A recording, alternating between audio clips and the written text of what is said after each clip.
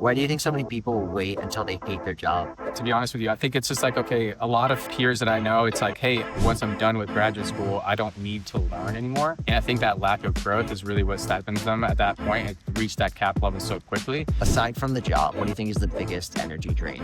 So low energy, no money. That's kind of like the quadrant I put myself into. What's the number one thing you've learned from Tony Robbins? Oh my gosh, so many things. How to go from frustrated, pissed off, mad, whatever, to like, hey, I can get out of this. It's like, just think of gratitude, be grateful for everything you have, and just switch that mentality. You're gonna be happy. You're gonna be a little bit more productive. It's changing your state. Like, people just take me off for granted. It's like that. We are in a day and age where, aside from being a professional basketball player or professional sports player, you can fucking do anything you want to do because there is just endless amount of information out there, which can be good and bad. It can drown you if you don't understand it. But if you do, all you have to do is just lock into it. What's your number one rule for delegation? Make sure it's something that We all get the same 24 hours. So why is it that some people build so much more with them? I'm Brian Coons, and this is the Builder Nation podcast, where we talk to top performers, entrepreneurs, and visionaries to uncover the architecture of a meaningful and fulfilling life. Let's get into it. Welcome back to another episode of the Builder Nation podcast. Today, we got my boy, Ruben Bañuelos. What's up, buddy? Tell me, so the average college graduate leaves school with over $37,000 in student debt. And the healthcare pros, like physical therapists, often have that number way closer to $150,000 or more. And the average clinician takes nearly 20 years to pay it off. So what happens? People get trapped by the golden handcuffs, the steady paycheck, the nice car, the upgraded house. But instead of buying that luxury lifestyle, you are investing tens of thousands of dollars into masterminds like Tony Robbins, GoAbundance, and Diego Corzo. So you're not just, you're working on a escaping job, right? Engineering your exit by building systems. You're an agent, you're a broker, you're just property manager, you're crushing it, dude. So how do you build your way out of the golden handcuffs? Well, first of all, thank you for slamming it right into the debt thing. I think that's the biggest thing that most people take for granted is how much you're going to over leverage yourself by being in a potential doctorate program, especially transitioning from undergrad. Undergrad, $37,000, you could sneeze that, right? It's no problem. But it is something that people need to take into consideration. And especially when you're making that leap towards the 150 to 250, if you go private, which I did, you start to prioritize things a little bit differently. And for me, as soon as I made that realization, senior year of grad school, my doctorate program, I was like, okay, how can I accelerate my way through these statistics? As you very eloquently put, it's like 20, 30 years easily to the payoff, and not work my ass off 7 days a week, 40 hours plus, 60 hours plus, just doing that one thing that, by the way, you cap out very quickly in. So my first 3 years, I capped out very quickly in the states that I was living in, Colorado, California. And by hitting those ceilings that quick and not wanting to go corporate mode, that's when I was like, okay, what other options do I have? What people can I help and bring value to them, but also leverage their knowledge, their information, their time to accelerate myself to that financial freedom state that I'm trying to achieve. Why do you think there's a cap so quickly? I think it's the system. It's just how the way it's built. So if you don't like the system, you kind of have to go build your own, right? That's kind of like the mentality. And for me, it's like you could start your own practice, but I'm not at that level where I feel like I want that right now for my life. So when I started reading and educating myself, Rich Dad Poor Dad, Robert Kiyosaki, all these guys, Tony Robbins, even guys like Diego Corzo, GoAbundance, it was just like, okay, what are they doing differently that I can assimilate and adapt to get there as quickly as possible, right? What mentorship can I kind of like leverage to get there? What got you? I mean, the golden handcuffs are great, right? You're making hundreds of thousands. It's stable. It's stable. What made you kind of change that mold or break that? The fact that, again, it's just everything you said about status. It's like people are just like, okay, if I want the car, if I want the house, if I want the extra, the luxuries in life, then you have to really work your ass off. Not only to supersede the debt, but also get to that extra income that you're looking for to actually enjoy it.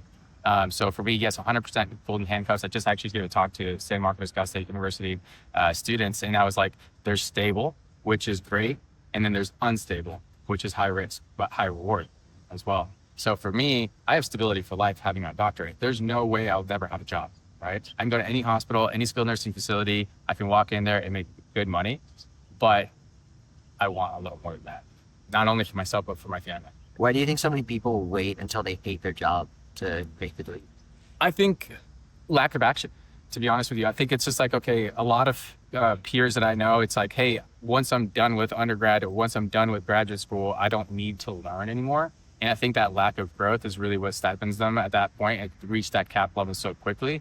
Not to mention, not just from a cap salary perspective, but also just the engagement they have with the potential. So it's like, I only want to work 40 hours a week and don't block. It's like, I'm not going to push myself to 50, 55, 60, 80, whatever. It's uncomfortable. But on the other side of uncomfortable is the reward.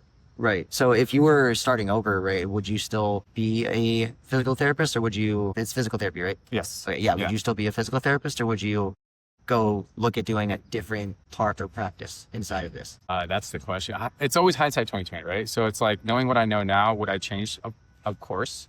I maybe would have like oriented a little bit more towards real estate. However, I wouldn't know anything about real estate or entrepreneurialism because I needed to have the debt to make me feel uncomfortable to the point where I needed to do something. So I think that was the catalyst for me to actually even want to grow beyond that and explore the options. What was the most amount of debt you had? $1,000. And that was with a full ride scholarship in undergrad. So coming out with zero debt and all of a sudden just like in 3 years. That's great. Why do you think so many people just think that that's like the right decision? Upbringing, maybe, like cultural norms. My parents were, in the same kind of mindset of like, you need to get an education to really make your way through life. And not that they're wrong, but there is another side of the coin that you need to take into consideration, which is the drawback of like taking on that much debt. Where's the return on your investment there? Is it worth it? And then how hard do you have to work for it? Yeah. Do you think, if you had a younger you would still go to college, or do you think you'd start entrepreneurship right away? I 100% still would. But if I had me as a mentor, I would immediately inject myself with like, you need to buy real estate and you need to do it as fast as possible. Yeah. And partner with whoever it is, whether it's your parents co-signing, like whatever it is, actually that would be the way. Get yourself something and then rent it out because you're already going to be living with your friends. You might as well be the one collecting paychecks. Yeah. No, it's interesting that you mentioned that, right? Because a lot of people, they will upgrade their lifestyles with the more money, and everyone does it, right? Like no matter how much money you make, there's still lifestyle inflation. I think that lifestyle inflation is okay, just not relative to the amount of money increase that you're making. 100%. And you've done that, right? Like you've stayed intentionally frugal. Have to. And invested that money. You own a property, you have an ADU on it, and you're actively like growing a business, spending that money on masterminds. I think the biggest thing, if I could steal from Alex Hormozi, is like, you are your best investment. And instead of investing in other products or knowledge and books and stuff like that, there's a level to that too. There's a cap. And I think you may have mentioned it, is like, stop reading the books and start taking action in one of your shorts. I 100% agree with you. You have to invest in yourself first. Keep investing in yourself until you break through, and you won't know where that is. And unfortunately, there's no timeline that tells you when that deadline is going to happen, but you just got to keep going and keep trusting the process. Yeah, that makes sense. What do you think is the wrong reason to quit your job? The wrong reason to quit. I don't know if there's a wrong, everyone is going to have like a trigger point maybe, or maybe like a burnout mode, but I would say the wrong reason to quit your job is when you think that you need to chase something that's more attractive, hotter because of the Lambo, the watch, or whatever. I think that's not the right reasons. And I think you should really kind of reflect on the value systems at your core to see, okay, can I do this? Can I survive 6 months, 12 months, 24 months chasing the dream? And if the answer is no, then really reconsider that. What are some of the value systems that you have? Family first, and a value. What does that mean though? What does family first mean? So I'd say is, if it comes to between me and my family making a decision for ourselves or for the business, I'm going to go family all the way, because as you may have seen, it's like I'm very family friendly as far as like, my videos and stuff like that. I try to post as much as I can, not only for the content part, but also for as a reminder myself, is how quickly time goes by. It's like, I feel like just 3-4 years ago, my daughter was born. She's now 4. She just turned 4. I have a 1-year-old as well. That stuff is like, you blink and it's gone. So for me, I think it's like holding on to that first, making sure that my family's good, and then everything else is just cherries. Makes a lot of sense. I mean, you're actively doing it, right? Like you're in the process of scaling everything you're doing on the side to quit the job. So when you're making $250,000 a year and you're scaling to exit out of that, how do you engineer and exit it? With time and patience. You have to make sure that the return is worth it and that you have the foundation to set yourself up for success. For you have the systems, you have the CRMs, the portals, everything that you need. You have the assistants. You have to make sure you get to a point of delegation too. So it's like not just being in the work all the time and making sure you can take yourself out. And if you don't have that part of the equation, need to get that. So the way you're doing it is you're actually building the other businesses completely, where some people say, save up enough money, quit the job, and then make the jump. Where what you're doing is you're building the businesses as you're doing the high paying job, and then hiring the teams in place to allow you to, when you exit the job, you're not just inherently taking on 40 hours a week in a new job. Correct. And don't get me wrong, if I could do it the other way, and I really would, but the circumstances change and you have to adapt to those things. So, again, if I didn't have kids, would I do it differently? 100% differently. The risks I could afford to take. But right now, keeping food on the table, making sure we do the family vacations, that's a priority for me. That makes sense. And I've seen it before. I mean, we have accountability calls where we were up at 5:30 on a Saturday, and you're like, just got into the office. It's like, it's crazy. Yeah. The hustle that you've had to do this was, how many hours a week do you think you're spending all of it? Oh, easily. So 55 clinical hours, 55 to 60 swing on average. And then on top of that, 2-3 hours a day in the evenings for just the real estate portion. And then now I've gotten to the point where I've comfortably hired VAs and delegate some of the tasks. So, we're talking about 70-80 hour work week if we combine it all. Easy. Yeah. But it's a push, right? Like that's kind of how you're looking at it is you're not, this isn't just your life. This is an intentional effort 100%. For a period of time. How long do you think it takes to quit a high paying job? It's a numbers game, really. It's whatever you feel comfortable. If you can replace, what you're making. So let's say, for example, as a physical therapy doctor, you're probably making, anywhere between 4 on the low to 10 on the high a month, 10,000 on the high. So if you can replace that, that's it. If it's 4, great. Makes a lot of sense. Yeah. I want to ask the one other question. So he asked what the wrong reason to quit is. What's the right reason to quit? And when do you know that it's time to quit, whether you have the business in place or not? And I think the biggest thing for me that's going to make me feel good as far as, again, is it value driven? Is it something I care about genuinely? Because if you do, it's going to translate into your service that you provide to your clients and your business and everything like that. If you're doing it for the wrong reasons, you're going to feel stressed out. You're going to feel, negative. You're going to be frustrated. You're going to get all to the positions that you don't really physiologically want to feel. And I think that's kind of like the gut feeling, as I described, that is saying maybe you're not ready for it yet. So if you're feeling more on that negative side, you're swinging there, I feel like that's probably the wrong reason. But if you're like, dude, this is feeling good, everything's driving, I'm meeting the right people, I'm talking to about to having the right conversations, I'm getting invited to seminars and universities, whatever, you'll know when you start to hit that vibe. Yeah.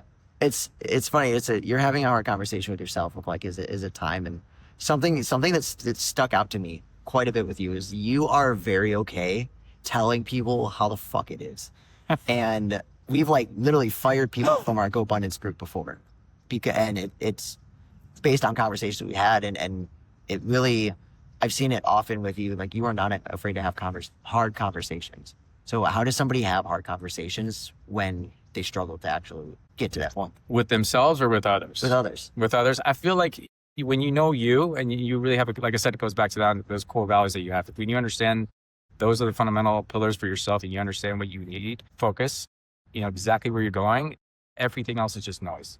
And it's not like, oh, I'm going to feel bad for saying this, I'm going to hurt this person's feelings. No, there's a cordial way to exit, a relationship. If it's, your partner or in business or a partner relationship, whatever, intimacy, it's there's a cordial way to step out, but it's also your job and your duty to be as truthful as possible.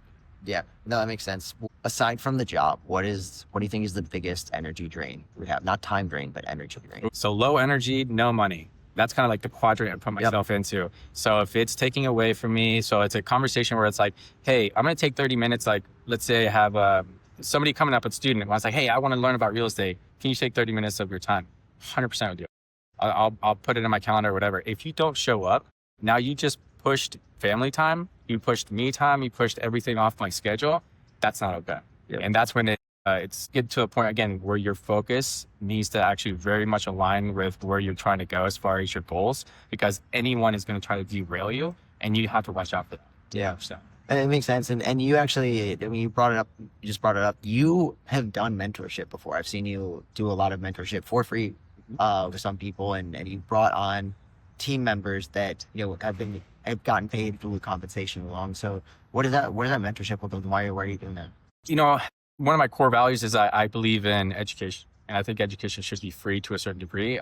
But like anything, there is a dollar value, so to speak, or there's just something of value that you should also appreciate. So, me being here and gracefully inviting me over. This is an honor for me. So it's like, if there's anything I can do to add value, I'm going to add value to you, because I feel like this is something that I should appreciate as well. So whenever you're taking on a mentor, I love to teach. That's something I'm very passionate about. It lights me up. It gives me energy. It may not always pay me, but that's the thing that's kind of giving me fulfillment, regardless of whether or not you take action. I hope you do it. But at the end of the day, I still will make an effort at first to just give you as much as I can. Yeah, I love that. And an interesting part of what you've done, so obviously you have the property management and you have the agency, and you've hired people with seemingly paying them very little, right? So how do you hire somebody before you can afford to as an entrepreneur? It just comes to, negotiating, being able to understand what they need, and then obviously what you need, and then how does that align with your company values, and also just the affordability. So a lot of times what I'll do is I'll negotiate your time for bonuses, for example. So it's like maybe a commission-based type of business, which I believe very much in. So it's like, hey, if you bring value, I'm going to return, 2, 3, 4-fold or whatever. So when I first hired on my first VA, that was actually free. He just gave me his time. But in exchange, I was giving him education. I was telling him how to house hack, which is how I got started in real estate, and how he can kind of replicate that for himself if he so chose. And that was kind of the exchange, right? So there's always should be some kind of an exchange, regardless of the dollar value. And I feel like for me, I always want to be that person who's giving a good amount of value for the return. Yeah. Right. So I don't want to be like cheating anybody out of it. Right. No, it's fair, and it makes sense. What's your number one rule for delegation? Make sure it's something that I don't even do. So if I can avoid doing it, and it's, again, going back to some of those things, is like, is it taking away energy and is it not making me money? Or if it is making me money, but it's taking away energy, I start to value energy more and more as I get through my business and start to scale. So those are things I would delegate. Okay. What does that look like? Like, how can you value your energy differently? Like, how do you start to do that? So, like, for example, working out is a non-compromise for me. So I have to work out. So it's one of those things, if it's going to start getting in the way of me working out or being with my family, that's where I was like, okay, what can I do here that I can kind of delegate out to somebody? So that way that time is not taken up by something else that may take away from me or anything like that. So. Yeah. No, I like that. And the way you explained it, it's kind of how I call it non-negotiables in my day. And my goal with life is to just continue filling my plate with more and more non-negotiables, because that means that I'm finding more and more things that I love and that I'm passionate about. And you said it, the gym, the family, the travel, even, like, the more you throw those things in, the more it makes it so clear what things shouldn't be there or what things get in the way of that. Drinking, perfect example. I don't drink nearly as much as I did back when I was in my younger 20s, because going to the gym and waking up as early is way more important than it was then, and not going to the gym with a hangover. Huge. And you don't realize, like, I just went 42 days without drinking, and it was amazing. Like, sleep was good. I was on point with my, my workouts. Like, I PR'd, I can't even count how many times in the last month on my lifts, and it just feels great. And that energy, again, you're fueling the tank for things that are going to be hard, that are going to be coming up. So I feel, for me, being a physical therapist, I'm very biased, because it's like, you need to treat your body with respect. And you need to kind of almost put yourself in the posture or the energy states that are going to be required to do and make hard decisions. Yeah. So outside of, like, just the gym specifically with the not drinking, what other benefits have you seen? And benefits. So, like, again, it's just being able to have the hard conversations, to be able to push yourself to states that may be uncomfortable, having the conversations like you were saying, but also hiring the coach. That's like $10,000 for a session, or maybe the year, or whatever. Those are the things that may seem uncomfortable, but there's a pocket of the magic is in the uncomfort, right? And then when you really get to that point where you're like, okay, I'm pushing myself. This isn't exquisitely hard, or I'm not suffering or anything like that, but it's just like, this is just uncomfortable. If I could just hold out, boom, it's like all of a sudden you just made it through, and that value point's on the other side of that. Yeah. Same thing as the gym. It's the same thing. You're like, okay, first 2 weeks really suck. I hate this. But then after the third, fourth, fifth, 90 days, you're just like, okay, I understand why. Yeah. And that's something I want to get into now is, so you were $250,000 in debt, and you still made it a point to invest tens of thousands of dollars in your education. So walk me through that. Like, what's the mindset that you have to spend that much money on things like that don't have a direct ROI? Probably faith. At some point, it's like, if I haven't done what I wanted to do, then there's someone or something out there that has the information that I need to get. And so if I don't have it yet, then I need to figure it out. And if you're not looking for it actively, that's on you. You should be looking. And if you haven't found it yet, you need to keep looking. That's where I love that. I think 'cause we are in a day and age where, aside from being a professional basketball player or professional sports player, you can fucking do anything you want to do because there is just an endless amount of information out there, which can be good and bad. It can drown you if you don't understand it. But if you do, all you have to do is just lock into it and figure out, go to YouTube University, go to meetups, reach out to people. You can reach out to the #1 expert in the world on a topic across the world from you. And he can get back to you and answer your question in 30 seconds. And if not, you can replicate it on ChatGPT. Yeah. Just be like, hey, think like this person. How would this person give me advice? That simple. Yeah, I literally, that's actually like one of the craziest things. You can take multiple of the most well-established people in the entire world and say, hey, reference this person's book, reference this person's book, reference this person's book, reference all their books, the top 5 people in business in the world, and then give them the context of your problem, what you're trying to do, and ask for an answer. And it's comical when somebody says, I don't know what to do.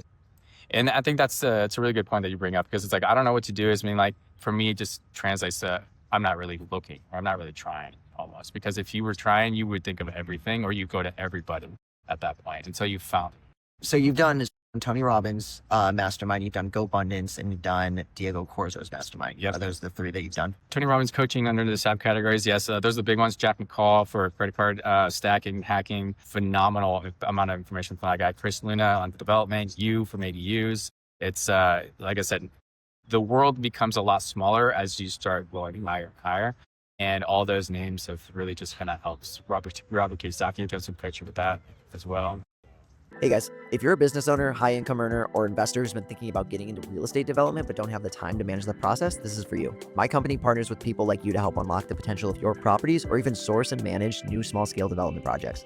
We manage hundreds of ADUs and infill development projects across Southern California, and our team knows how to simplify the process so you can benefit from the upside without managing contractors, permits, or design headaches. Whether you want to develop your own property, explore ways to offset taxes, or just learn how the development model works, head to thebuildernation.com/partner. That's thebuildernation.com/partner, and see how we can help you build more with the same 24 hours. Now back to the show. So if someone's on the fence, if somebody's on the fence about spending money on some sort of mastermind or coaching program, what would you tell them? Figure it out. Like, trade your time, man. You know, it's like, if you don't have money, trade your time, because that's the only thing you have. It's like, okay, hey, bro, I'm going to get you a cup of coffee. Like, what do you need? What's your favorite cup of coffee? Coffee, cream. Okay, I'm going to be there at 5 a.m. right before you get to work. And literally that would impress the shit out of me as far as like being able to open up my time for you, because you're doing that extra like that extra inch that you're really giving me. That's going to be the game changer.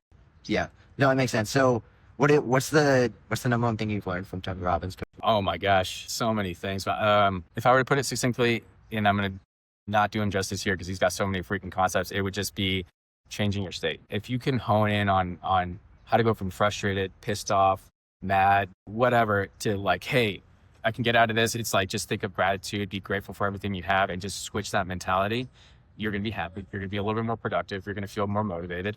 It's changing your state that people just take, for granted. It's like that in an instant. Right. If you can master that one quality, your whole life will change. Yeah, I remember you talking about that, and it's really interesting because we started in GoBundance, and we were in the same GoPod, and you started with Tony Robbins while we were doing that, and it was a very clear shift that you had of, I don't want to say like the lock-in, right? But all of it. I remember like you would always like say, like, oh, like Brian, you're so like organized, and you come to these, and I'm like, this dude is on it. Like, he doesn't give a fuck. It was crazy. And I would assume that you'd attest a lot of that to state in this scenario. So Huge. Yeah. Can you go a little more detail on, I guess, how you kind of figured that out? So a lot of it is through technique, and he'll go into like, talking about the triad and how you can kind of like do breath work, affirmations. But really ultimately, if I were to condense it down again, physical therapy mindset is work out. Go run, go walk, go hike, go whatever. If you go put yourself into a state of motion, you're going to create emotion. And usually it's a positive emotion, because you're all of a sudden going to be, increase circulation. You're going to be popping endorphins. You're going to change your state physiologically. And that's something that's like at your core. Once you do that, everything else is just easy. Yeah. The physiological change is very understated. I've been going to the gym like my whole life, but I started doing cardio for like 45 minutes. Yeah, you rock. You hit those every morning. Day. 5 a.m., 4 a.m. Yeah, That's like great. if I only miss them when I have rest days, which I probably, and this isn't a brag, just I do it because I need caffeine in my life and whatever. But yeah, I've been doing it pretty much every day for like almost a year and a half straight of cardio and then the workout, and that is the most efficient part of my day, the most work I get done, or the most productive I get done every single day. And I think it's so understated to go out and walk. You know, I hear people say like if you feel depressed, go shower. If you feel anxious, go walk. Yeah. If you like, because it gets you out, it gets the You need a endorphins. stimulus. You need something to trigger you into that state. Yeah. Yeah. And there's literal physiological data behind that to support Yes. that's important. So when people are sitting at a desk all day, Oh, dude. Yeah. I mean, I just, similar conversation right now. We're relaxed, we're chill or whatever. But like the physical therapist in me is like judging, okay, so your shoulders are forward, your neck is like, flexed or whatever. What does this translate as far as like having a state of being pissed off and frustrated? yeah. And no, it really does. Yeah. So how do you change it? And no, you change your posture. Exactly You right. feel different about yourself. Even things like dressing better, right? Yeah. Like dressing in a more confident way, Sure. standing up, speaking louder to somebody. Yeah. All of those things. I've seen all of some of these speech coaches, and they're like, just put your chest up, stand with better posture, and speak louder. Speak louder. Yes. And it's crazy what that does to somebody. Yeah. Even, shallow breathing is like, that's going to create anxiety or stress mode, or like that's going to create all those physiological responses on the back end. But just changing those things and understanding and being aware, that's the thing I would try to be more on the educational side, is just like try to create that awareness in my clients and my patients and anybody who I'm like mentoring. It's just like, just change those things, being aware of them. You're already going to be 10 steps ahead to it first. Yeah. So when you're in a room, like, I mean, I have the same problem with abundance. When you're in a room like that, or Tony Robbins, and there's definitely bigger fish in the sea that you're in the room with. How do you actually add value to people like that? By listening. I think that's understated, and that's a lot of what I do as a physical therapist. It's like the first thing you go in there, you get to know the patient, introduce yourself, and then you start shutting up and just be like, hey, listen, start with a question and then let them talk, right? And then they'll usually give you the answer in there somewhere. You call that a subjective, right? So trying to get a history and physical, you just ask the question, what brought you here? What can I do for you? That's it. Just let them talk. That's good. That's good advice. It's funny. As you were saying this, I'm kind of thinking about it, and most people can only be so good at so many things. Yeah. And so somebody could be crushing it in business, right? Yeah. But they may still be working really hard to get in shape or to fix an issue with their hip or something, right? Yeah. Like I think about when I was in the Marine Corps, we would have people, I was, a 22-year-old, 23-year-old sergeant in the Marine Corps, and I had a 29, 30-year-old Lance Corporal underneath me taking orders from me. And it was a really interesting dynamic. And you have what we call it old man syndrome, where they would get there and they say, I'm 30 years old. I know what I'm doing. They would complain and just fight back on it. This was very apparent when I was at boot camp, because they would be recruits. I would be much more intense with how I would correct them. Sure. And it was one of those things where if it was one or the other. They would either be the one who's that you're 20 something. I've done life. Like I don't need you. And then you have the other ones that are like, no, I get it. Like I don't understand this part. I may be like life old, but I'm not Marine Corps old. Correct. And There's so a difference. That's a yeah. huge difference. And so what you're saying is, and kind of what I was hearing there is like, there's people who may be crushing it in one perspective of their life. One point, I think of Brandon Turner. Yeah. 14,000. Killer. But he's still like trying to like learn jujitsu and like get in better shape and things like that. It's like you can have a 20-year-old where he's like, oh, how are you doing that? Like, what are you doing? And it's the humility behind it to know that you're not the expert in everything, I think is unparalleled. 100%. I think you have to be teachable first before you can start teaching. Is one of the things I've learned a lot is be open-minded, and that again goes back to growth, right? A lot of people just like, hey, grad school, I'm done. There's nothing else. I'm not picking up another textbook. I'm done. I've done all the studying. We're drinking out of a fire hose for like 3-4 years, maybe 12 years. You go to MD school. I get it. The burnout is very real, but that's a mistake, and it's a big one. Why do you think it's such a big mistake? Just like I mentioned earlier about capping myself on a salary level, you cap yourself at life by not choosing to. Let me ask, how does somebody cap themselves on life? Plain and simple, you just stop growing. You stop learning, and you stop adding value to other people's lives. So I think for me, the ultimate game, and I think of life as a game, a fun game, is who can add more value to as many people as possible. And that person who does that wins. I love that. Plain and simple. So, yeah, well, I guess moving forward a little bit with this, how are you taking the principles you're learning in the masterminds and applying them to your family life, your business, things like that? Like, what are some of the actual like tangible, like, what have you taken from that? Obviously, state is important, but what's something where you're like, oh shit, you applied it to something in your life, and you're like, there was an immediate return. Being present for sure has added so much to my relationship with my wife and my kids. Those are the lessons I've learned the most so far. It's just being present. And social media can be something that could be like, we talked about, it could be a tool, but also could be a form of like comparison, which is horrible. And, we're looking at these people who achieved massive success at 20s, maybe early 30s. And we're just here. Now I'm 37 years old and I'm just like, how? And so that comparison game is going to rob you of all the happiness and joy that you should feel on a day-to-day level. And those are kind of the things, the life lessons, the business lessons that I'm taking away. The Tony Robbins from all these guys that are killing it is also just kind of creating a balance. Because regardless, there is, and there should be, regardless of, I know David Goggins is like, there's no such thing as balance. When you want to be like the best in your field, I get it. You have to swing in one direction. But again, it goes back to your values, right? If you don't necessarily have family on the highest of the totem poles, then maybe that's okay. But for me, it's important to keep those bad things. So I always look in my rearview mirror and making sure I'm doing well by them and making sure I'm creating that balance and learning how to negotiate everything, even if I'm moving really slow at business, which can be painstaking, but that's what it takes. And I'm here for the long haul. It's not for the acute. Yeah, no, that makes sense. So what are some habits you're trying to instill in your kids right now? For sure is add value to other people. Get to know them, understand their needs, and then in some way, shape, or form, be able to help them. If you can at least do that, doesn't matter what occupation you choose, you're going to be fine. It's amazing. Do you feel because how old are they? 1 and 4. 1 and 4.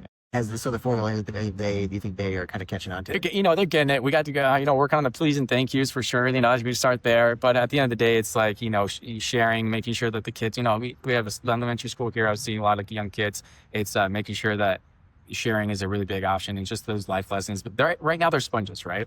So between now and 21, they're at the highest capacity to be able to take everything in. My job as a parent is to give them everything I can so that way they become the best human being possible. And in my opinion, and that's again just being to return value.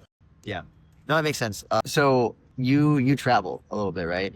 So what are some of the things you like to do when you travel with the family? Foodie. I'm a big foodie, so food and drink for the most part. My wife and I, we did Thailand for our honeymoon and things like that. What is that? What's a honeymoon? Honeymoon? Honeymoon. Honeymoon. I'm sorry.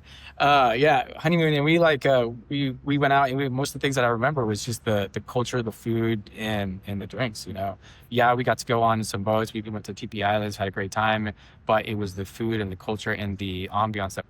Yeah. I know that a lot of people travel and they say they travel for the culture. Sure. What does that mean? What does that mean to you? What does traveling for the culture mean? Maybe for like a perspective shift, like what are they doing? What are they focusing on a day to day? Like, the hustle and bustle is the same as it is in the United States as opposed to here. If not, then why? And then maybe, try to take yourself out of your norm to understand their perspective a little bit more. Yeah. You just recently went traveling. What did you think? Yeah. So for me, the culture, I think perspective as well. I think it shows you. I mean, one of the coolest things that I saw in Bali, because I was in Bali in Indonesia. Every morning you walk down the sidewalk and you will see these little coconut leaves with a bunch of like little random things in it, like a cracker and some rice and like a couple flowers and incense. There's no what it looked like. And it was an offering to their gods, to their god. And every morning and every night they would do it. It was everywhere. It was really, really interesting. And it really, for me, and here we're so focused on capitalism. It's, there's religion here, but it was a different level there. And you could tell how you're saying, every decision, is made for their child or around your child or your wife, your family. Every decision they make is framed around God is what I got out of that. And I thought that was really interesting. And yeah, I think it's seeing how other people live, what they think or how they think, and then what they think is important. Yeah. I think that the what they think is important is probably the biggest one. Yeah. How did that impact you coming back to the United States and getting back to your business? There's already translations there. Yeah, for me, I think that when I came back, I think that I need to realize it's not that deep. Everyone wants to grow and everyone wants to make more money and do all these things. And I think I've done a fairly good job at like not caring about the goal as much as the trip to get there. But that just was kind of something that I think is just re-solidified. Is like, you have a dude that is riding and they have like what's called Gojek or Grab out there. It's basically the equivalent of like Uber out here, or Lyft, and also for food like DoorDash and stuff. And people were so happy to get a like 1 rupee tip, which if you don't know, that is like nothing. What's the equivalent to like $1? It was like 15 rupee was $1. Okay. So it was like one. They were 8 just ecstatic. Yeah. And they were like, thank you so much. Yeah. Like, and so it was just a different perspective. And because they're like, it's not even like it was actually that much money. It's not like it was super cheaper. It just, they were grateful. Right. So that was, just the gratitude, I think. And then just being able to realize like, shit's not that deep. Yeah. Care about the people around. That's awesome. So that's funny. So for you, what does the plan look like? What's your number and kind of like getting out of where you're at to where you want to go? Yeah. Numbers wise, I feel like it's going to be irrelevant because I'm going to hit that number and I'm going to move on. But right now it's to replace my physical therapy income month to month for sure. And then once I hit there, it's like, okay, what else can I do? And then what areas am I just caring about right now that I can keep on going in that direction without, again, reaching a point of burnout, which I did, by the way, as a physical therapist.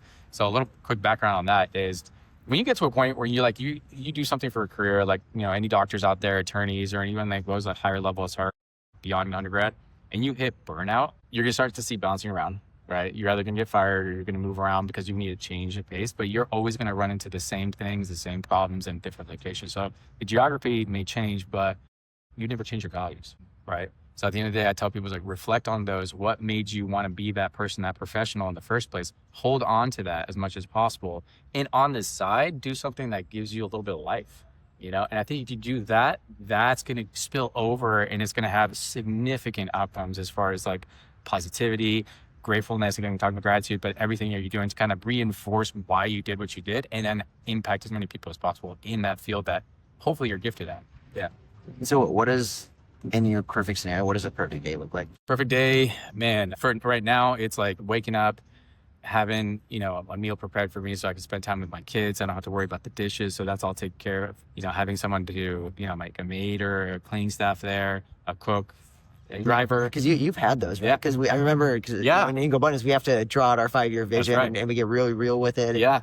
And things like that. And you've mentioned the cleaner, the laundry service, yes. the things like that.